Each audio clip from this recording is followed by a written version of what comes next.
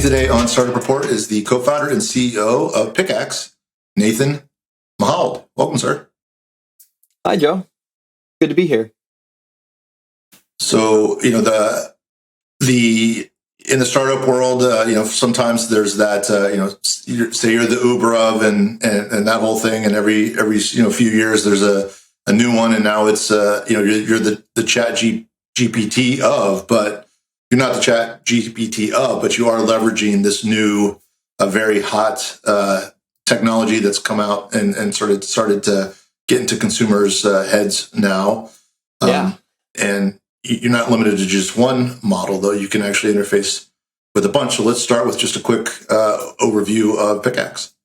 Yeah, so Pickaxe is the easiest place to deploy and manage LLM tools. And we're using this word LLM. Generally, this refers to, ChatGPT, but also, Google just recently announced this Palm model that's coming out. They have a much older model called Flan. So as you say, we're trying to be kind of model agnostic, but all of these large language model tools that allow for you to write text or design prompts to do really incredible things, we're kind of the easiest place for businesses and organizations to manage those and deploy them within their businesses, build little tools around them, potentially put them on their websites, or just use them as internal tools and integrate them into their kind of other software that they use. That's great. And we look at how LLMs work and where the AI comes into play. Really, they are a variation on a search engine where they're taking your query using some intelligence to go out and look at the pool of available answers that exist out on the internet and then crunching them to give you back what you're looking for. And they're doing it in such a way that's it's more conversational in the back and forth, even in how you can structure your queries. Is that fair? And what other color would you add to how these things work? I'd say that's fair. It's interesting because they work a little bit differently from search engines, but they might be completely taking over from search engines. It seems like, based on the way that Google's reacting, at the most basic level, they're essentially just really smart autocomplete like you have on your cell phone, where it tries to guess what the next words will be. But they've gotten so good at autocomplete that they understand that the next step of the conversation should be to say X or Y as these models have gotten bigger. So eventually, as you start to be able to pull in data from the internet, you'll be able to have a search engine that can just talk to you. You can give it feedback. It may completely change the way that we interact with the internet. I sort of break it into kind of two categories. One is there's what I would call generic answers, and then there's specific answers. So if we look along those lines and I say, what's intelligent for me and my voice and my brand and my company, and how will this technology get to know that better over time versus, how can I just crank out the ABC sort of answer that would be good for most people? How do you draw the line between those two as we move forward? I'm really glad you asked that, because a lot of people, kind of the new buzz of all this new stuff is wearing off, and they're starting to see the limitations of ChatGPT. I mean, even, it can give you really good answers, but you're right. They can be kind of generic. And for a lot of business use cases, it doesn't actually work so well for you to be, you don't want just any marketing copy. You want marketing copy that's really suited to what you're doing.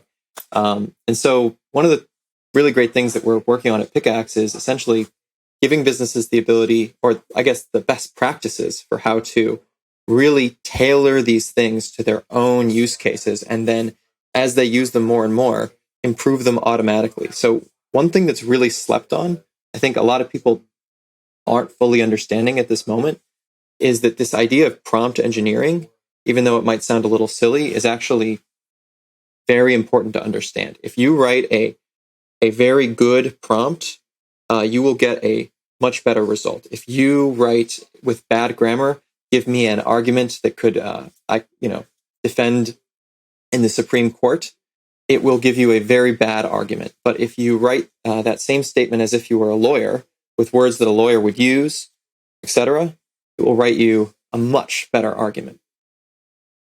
Interesting.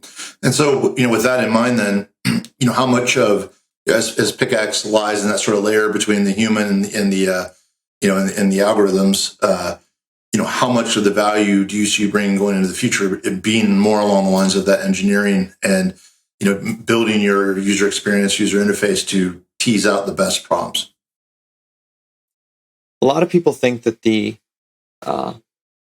future is just better models, and you're going to have these specific models that are going to get so good they're going to be able to figure out exactly what you need, and you won't have to do any work. But I think we all know that that's not true because, for example, even if we're working with the smartest employee or the smartest coworker possible, if we aren't very good at communicating to them what we want, they just won't do it because they don't know. And so, our philosophy at Pickaxe, I think, is essentially that the prompt engineering is the necessary first step, and then you give it feedback and you iterate, and we can take businesses from those first baby steps all the way through to having a cheap, effective solution to their business problems.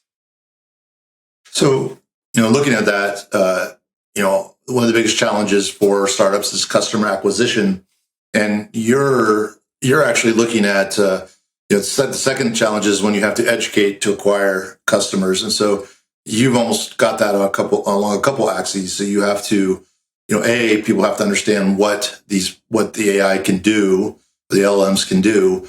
Second, they have to understand how they can use them specifically, beyond just sort of trickety kind of fun stuff, to derive real value, and then add value onto that interaction to maximize that.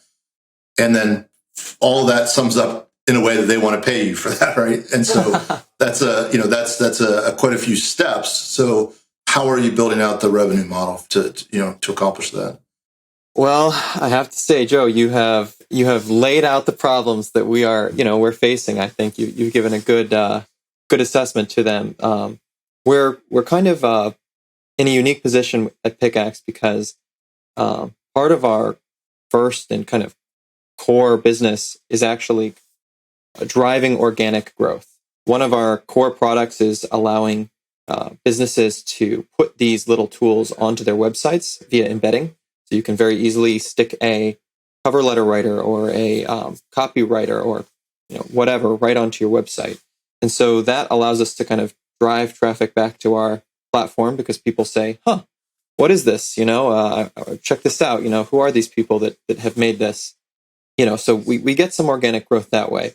And so far, we've seen that our larger, more enterprise customers started out by just stumbling across our site. We haven't even really started running ads yet. But as far as what's our value add, I think that's a really good question because these models are just so amazing. What does Pickaxe actually do to kind of, why are we just want to be middlemen? What we're really helping companies do is figure out the best practices for getting the results that they want and providing the infrastructure to getting these models integrated where they need them to be. And then, finally, and I think this is our biggest value add, if you're an organization that has several people, maybe you have your, secretary or you have one or two employees working alone on ChatGPT. Well, instead, you can use Pickaxe to bring them into essentially like a Microsoft Office or a Google Workspace type kind of environment where they can all collaborate and share their learnings with each other. And it's secure so that people outside your organization can't come in and mess with your tools. And then, just following that along the lines for revenue, then if, AI, breaking it down a little bit, you have probably the user engagement element, which isn't, maybe tied to direct top line. And then you potentially have services, which could be directly tied to top line. And, both of those you might think would have different, if you can tie your service to direct revenue, you could theoretically charge a percentage of that revenue. And they, the company's happier because they're only, paying when it's working. You're happier because you're probably making more revenue versus saying, hey, we're going to charge you a monthly subscription for sort of customer goodwill or just more engagement on the website and some of the stuff that's a little harder to quantify. So then, which of those are you in? Which direction of those are you leaning as far as charging for your service? Right. So currently we charge a very low $10 a month fee to consumers. And this is just getting people onto the site, getting their wallets open, kind of getting them to experiment with the tool.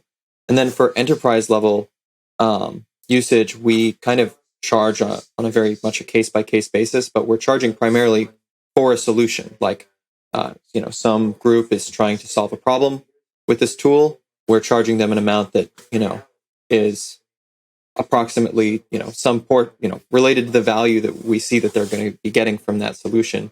So it's not really, and in fact, because of that, we allow them to kind of not have to worry about paying for the model itself. I mean, for those enterprise use cases, we take on the cost and the kind of liability of saying, like, how much do we estimate this is going to cost in terms of interacting with the models, and so the businesses don't have to take on that kind of risk of. We have kind of the experience to know, hey, it looks like if you're trying to do this and you're trying to do it that many times, it's going to cost about this much. And so, we're able to kind of price in a way that is certainly competitive for them, because it's much cheaper than them paying, physical people to go and do this stuff. But it's also competitive for us in the sense that we're able to, have a healthy margin. Interesting. So, I mean, I guess then that makes it somewhat consulting plus tech, and really, if you're optimizing their whole experience with using products like this, and so you are using the software, but that just the software at this point isn't enough. And then backing into the actual Chat GPTs, as much as I understand, they're free for quite a while, and they're starting to ask how much would you pay for this, and at some point, once you get past a certain volume, then there some fees that kick in, and so going forward, as these services start to get their roots in and get to a place where they want to monetize potentially pretty heavily, how will that play a role in you learning over your service? Yeah, so the ChatGPT, I guess, consumer service has been free for a while, and now they're just starting to add this ChatGPT Plus feature. But the APIs have been paid since the beginning. So, and they're not. It doesn't, based on our calculations, it doesn't seem like it's quite a teaser rate. It seems like they are actually charging, a healthy margin on top of what they pay. And if they charged much more, it would start to edge into the territory of it being worthwhile to pay to host your own instances of competitive open source models on, AWS or what have you. So, yeah, their room to move up is debatable. I mean, as the most cutting edge models come out, the trailing edge of those will have to stay the same in price or go down, because the open source community starts to swoop in and pick them off. So we see it as being something that our margins will either stay the same or go up, especially because, like, the use cases for GPT-3 we haven't even scratched the surface of them, and now they're already onto GPT-4. So, you could make billions of dollars just finding use cases for GPT-3 and not even worry about the emerging models. But, of course, we are tracking with them as they go. That's great. Let's talk a little bit about the company. You mentioned before we started that you have a couple co-founders. How did the company start, and where are you in your growth and fundraising journey? Yeah, I have two co-founders, Mike and Ian. We started the company, I guess, essentially in November. So it's still pretty new. I used to work for ARK Invest, and that's why I moved down to St. Pete. And I left ARK Invest to start up and to provide services for companies like ARK, who want to use this cutting edge technology to automate processes. And so we're still kind of pre-fundraising. We're just applying to accelerators and just starting to think about fundraising now. So far, we've basically bootstrapped it off of our own savings. But this month, we'll turn a profit, which is not something a lot of early stage startups can say. And so, we're excited to kind of, keep that trajectory going, keep that growth going, but potentially starting to look into raising money as well. That's great. Wonderful. And then who's doing the actual development work? Me. My two co-founders are primarily, one of them is primarily working on design, because it's really important to get this website into a place where people can actually understand and use it. Like, actually, design is a really critical element we see of this. could be easily very confusing otherwise.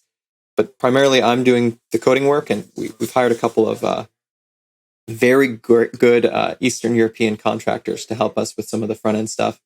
They work so hard, and we love them. That's great.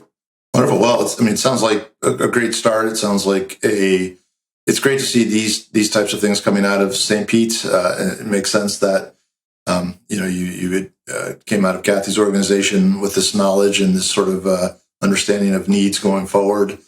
And hopefully you'll think about sticking around here. Yeah, it's beautiful. It was a little chilly today, but I have to say, to be honest, when I first moved here, I thought, what's the soonest that I can get out of here? I was coming from California, and I was thinking, I just want to go back. And now it's been, almost a year and a half, and I can't leave. It's very difficult to leave. So I really like it. And part of the reason I reached out to you guys is because I started thinking, well, I'd like to get a little bit more involved with the startup community here. So I'm really glad I did. Yeah. Well, yeah, I'm really glad to make the connection, and we'll look forward to checking in again in a couple of months and following your growth and anything else we can do to help support you. We'll certainly do that. Excellent. Well, thank you very much, Joe. Thank you. Nathan Mahald from Pickaxe. Thanks for joining us on Startup Report.